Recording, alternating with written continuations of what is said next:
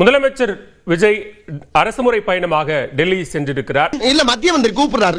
அங்க என்னமோ டெல்லியில பஞ்சாயத்தான் வந்து தீர்த்துட்டு போகணும் கையோட வர சொல்லி போன வாரமே கூப்பிட்டாங்க. எனக்கு இங்க நிறைய பஞ்சாயத்து இருக்கு வர முடியாதுன்னு ஏமாத்திக்கிட்டே இருந்தேன். அதெல்லாம் எனக்கு தெரியாது. நாளைக்கு மத்தியான சாப்பாட்டுக்கு நீங்க இருக்கணும்னு ரொம்ப கூப்பிடுறாங்க. பழனிசாமி நாங்க வர்றோம்ப்பா. ஏன் எவ்வளவு பிட்டு இழத்தாப்பா அந்த காதுக தாங்க. வாங்க ஒரு பஞ்சாயத்தடா முடிச்சு பாரு. நமக்காக அம்பட்டு பெண்ணும் பிள்ளை குட்டியோட வெயில்ல காத்து கிடக்குறாங்களே. முதலமைச்சர் விஜயனுடைய முதல் டெல்லி பயணம், பிரதமர் மற்றும் நிதியமைச்சருடனான இந்த சந்திப்பு, இதனுடைய அரசியல் முக்கியத்துவமா நீங்க இதை பாக்குறீங்க? நான் இப்ப பொலிட்டிக்கலா சில கேள்விகளை வைக்க விரும்புறேன். கிரியாளா உடம்ப இரும்பாக்கிக்கடா, அடமலா ஆரம்பிச்சு வெளுத்து வாங்க போகுது. நீங்க கடந்த காலத்துல என்னெல்லாம் கிரிட்டிசைஸ் பண்ணீங்க? அது வந்து அந்த அம்மாவுக்கு ஞாபகமே இல்லையடா. இல்ல தமிழ்நாடு அன்றைய மேனாள் முதலமைச்சர் மாண்புமிகு ஸ்டாலின் அவர்களோ நம்முடைய பிரதமர் மோடி அவர்களை சந்தித்தால் அப்ப நீங்க என்னெல்லாம் சொன்னீங்க? திடீர்னு இப்ப சார் ஏன் சார் போய் சந்திக்கிறீங்க அப்படின்னு அதற்கு முன்பு நடந்த ஏதேனும் ஒரு அரசியல் நிகழ்வை அதோடு முடிச்சு போட்டு நீங்க விமர்சிச்சிருக்கீங்க. எல்லாத்தையும் காப்பாத்திக்கணும்ல. போய் மோடி அவர்கள் காலையும் அமித்ஷா அவர்கள் காலையும் திமுக விழுடா இல்லையான்னு பாருங்க.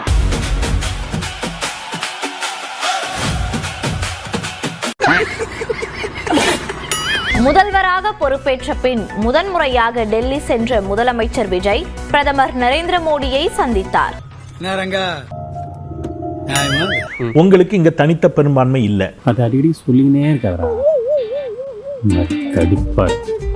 இப்ப இதுல வந்து நீங்க உங்களுக்கு சாதகமாக ஏதேனும் முடிவெடுக்க வேண்டும் என்பதற்காக நீங்கள் பிரதமரை சந்தித்தீர்கள் அப்படின்னு சொன்னா பொருத்தமா இருக்குமா? உனக்கு எப்படி பாத்தீங்க? அப்ப உண்மையிலேயே நீ கக்கூஸ் கல்லூரி கம்பெனி தான் வேலை பார்த்தியா? அப்ப நீ குத்துமதி பார்த்தா கேட்டியா?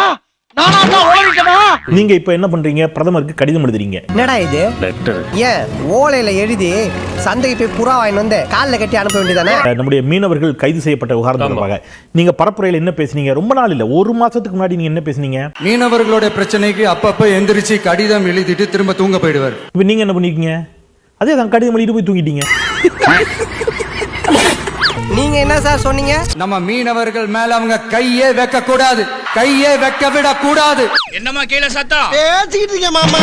மீனவர்களுடைய பிரச்சனைக்கு அப்பப்ப எந்திரிச்சு கடிதம் எழுதிட்டு திரும்ப தூங்க போயிடுவார். அவ்வளவுதான். அதோட அது அப்படியே கிடக்கும். மானே தேனே பொன்மானே.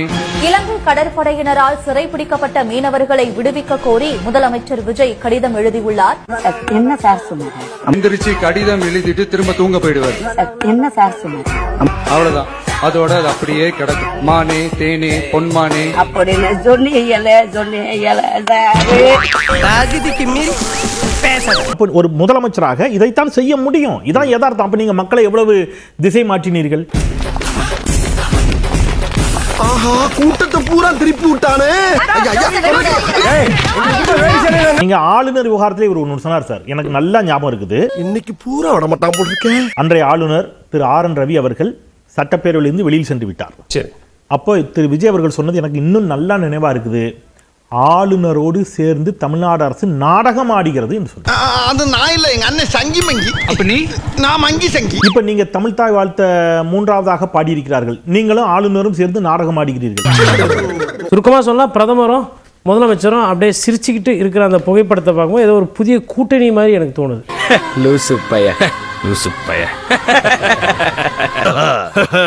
அப்படியே ரெண்டு நாட்டு மன்னர்கள் மீட் பண்ணிக்கிறீங்க. இதே பிரதமர் பார்த்ததுல பாத்தீங்கன்னா 4 பாயிண்ட்ல 2 ஃபவுல். நீங்க எதுக்கு போய் ஐயா ஐயா நான் கொஞ்சம் தமிழ் தாய் வாழ்த்து பாடிக்கிறேன் ஐயா எனக்கு உதவி பண்ணுங்க, நீங்க எதுக்கு கேக்குறீங்க? எந்த மூதேவியோட குணம் வந்துச்சோ உனக்கு? அதை ஏன் ஒரு கோரிக்கையா முன்வச்சு அப்படியான ஒரு சிக்கல் இல்லாத சிக்கலை உருவாக்குற மாதிரி இல்லையா? எதுவும் பிரச்சனையா? சொல்லுங்க மாமா. மாமா உங்க பிரச்சனை நான் அறிஞ்சு வைக்கிறேன். சொல்லுங்க மாமா ப்ளீஸ் ப்ளீஸ். தீர்க்க வேண்டியது பிரச்சனை இல்ல மாப்ள. தமிழக அரசினுடைய நிகழ்ச்சி தான் ஆளுநர் கலந்து கொள்ளும் நிகழ்ச்சி. அந்த இடம் நம்ம பார்க்கணும். நீ பொத்திட்டு உட்கார்ற. அவர் ஆளுநர் கலந்து கொள்ளக்கூடிய நிகழ்ச்சியில் அந்த மரபு பின்பற்றப்பட வேண்டும் என்பது விதி. ப்ரொசீஜர் படி சட்டப்படி தான் நடக்குது. சட்டத்தை பத்தி எங்ககிட்டே பேசுறியா? எங்களுக்கு சட்டத்தை மதிக்கவும் தெரியும், எங்களை மிதிச்சா தூக்கி போட்டி தெரியும். நீங்கெல்லாம் எங்களை கொஞ்சம் நஞ்சம் வச்சு பாக்குறீங்கன்னு சொன்னா ஏழைங்களுக்கு சாதகமா சில சட்டங்கள் இருக்கிறதுனால தான் இந்த இவர்கள் செய்வது தவறு அப்படின்னு சொல்லி ஆட்சிக்கு வந்ததுதான் தாவேக. அப்ப தாவேக புதிதாக இவர்கள் செய்யாத ஒன்றை எதை செய்கிறது அப்படிங்கிறது கேள்வி. அப்படி என்ன இது செஞ்சுட்டாங்க?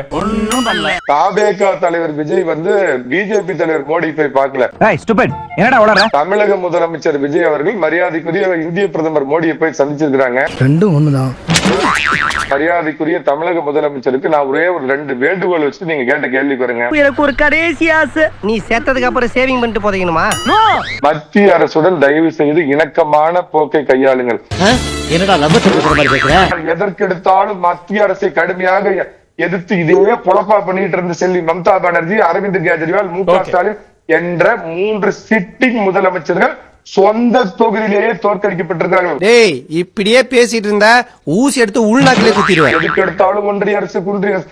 தயவு செய்து இந்த ஒன்றிய அரசுங்கிற வார்த்தை பயன்படுத்தாதீங்க. ஒன்றிய அரசு என்று சொன்னால் உங்களுக்கு எரியுமா என்றால் நன்றாக குவி சொல்லுவோம். இது ஒன்றிய அரசு. ஒன்றிய அரசு வார்த்தை பத்தி சொன்னாங்க. பத்திரிகையாளர்களுக்கு கொடுத்த போட்டோல முதலமைச்சர் விஜயாவும் மாண்புமிகு நிதியமைச்சரும் இருக்கிறாங்க. இதுல என்ன தெரியுமா போட்டிருக்காங்க? மத்திய ஒன்றிய நிதித்துறை அமைச்சரை சந்தித்த முதல்வர் ஜோசப் விஜய் தான் போட்டு அரசாங்கம் அவங்களே ஒன்றிய அரசு தான் சொல்றாங்க. இது தெரியாம போச்சு. வழக்கமா பிரதமருடனான சந்திப்புக்கு பிறகு செய்தியாளர்கள் சந்திப்பு நடக்கும். முதலமைச்சர்கள் என்னென்ன பேசப்பட்டது, என்ன கோரிக்கைகள் முன்வைக்கப்பட்டது அப்படிங்கிற ஒன்று நடக்கும். அது இந்த முறை நடக்கல.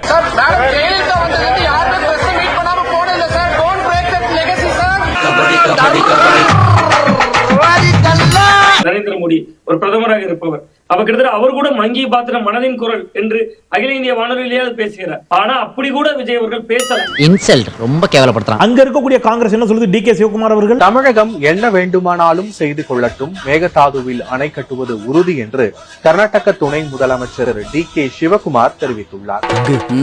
அந்த 3 idiots இப்ப பேச சொல்லு பங்கு. யோ, இப்பவாது 2 வார்த்தை பேசுங்கய்யா. பஞ்சாயத்து ஃபைனலுக்கு வந்துருச்சு, இன்னமும் பாயிண்ட் வரட்டும். நான் என்னுடைய முதலமைச்சரிடம் எதிர்பார்ப்பது என்ன தெரியுமா?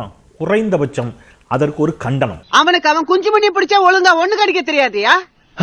சிவகுமார் அவர்கள் கருத்தை ஒட்டுமொத்த தமிழ்நாடு மக்களின் சார்பாக நான் வன்மையா கண்டிக்கிறேன் என்று என்னுடைய முதலமைச்சர் சொல்லணுமா இல்லையா? நீங்க ஏன் சொல்லல? ஊமையா? மௌன விரதமா? அது வந்து ஒரு 4-5 பேர் போனது. இது குதிரை பேர் அரசியல். இதை தாவேக்கா தான் செய்யுதுன்னு அவங்க சொல்றாங்க. ஃபர்ஸ்ட் வார்த்தை என்ன? மாற்றம். இந்த கட்சியில இருந்து இன்னொரு கட்சிக்கு மாற்றம், முன்னேற்றம் நாங்கமணின்றது. அதனால அவங்க கட்சிக்கு முன்னேற்றம் நம்மளால. அப்ப நீ மக்கள் கண்டிப்பாக போடலையா? அது நான் போடவே இல்லை. மக்கள்னு ஏதாவது இருந்துச்சா? மாற்றம் முன்னேற்றம் மக்கள் என் பெயரா போட்டிருந்தேன். மாற்றம் முன்னேற்றம் என் பெயர். சோ எனக்கு தான் முன்னேற்றம். மாற்றம் முன்னேற்றம் கோயில் மணி மாற்றம். ஸ்டார்ட் பண்ணு.